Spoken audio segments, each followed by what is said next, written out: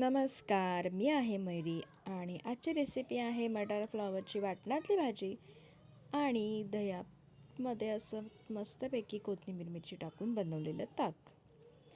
तर मी आता भाजीसाठी लसूण, कांदा, टोमॅटो व्यवस्थित शिजवून घेतलेला आहे आणि मग ते व्यवस्थित शिजल्यानंतर त्याच्यामध्ये वाटण टाकलेलं आहे. वाटण म्हणजे नेहमीचं जे काही कांदा खोबरा भाजलेला असतो आणि त्याच्यामध्ये अद्रक, लसूण, कोथिंबीर, मिरची हे सगळं घेऊन जे वाटलेलं हिरवं वाटण असतं ते 2 ते 3 चम्मच घेतलं. जास्त वाटण नाही घ्यायचं.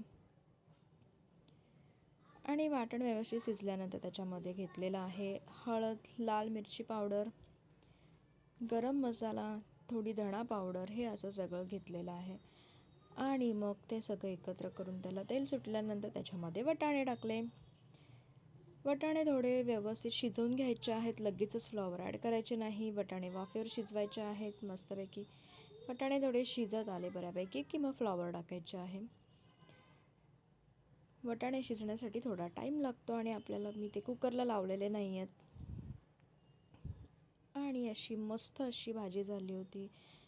त्याच्यावर थोडी कोथिंबीर टाकून घेतली आणि अशी टेम्पटिंग अशी भाजी बघू शकता. आणि ताकामध्ये मी लसूण, मिरची आणि कोथिंबीर घालून दह्यामध्ये थोडं पाणी टाकून हे सगळे जिन्नस टाकून मीठ टाकून मस्तपैकी मिक्स करून घेतलं आणि मस्त असा ताक तयार झाला होता.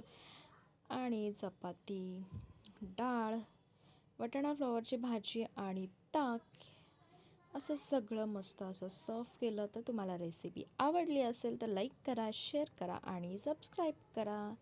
थँक्यू.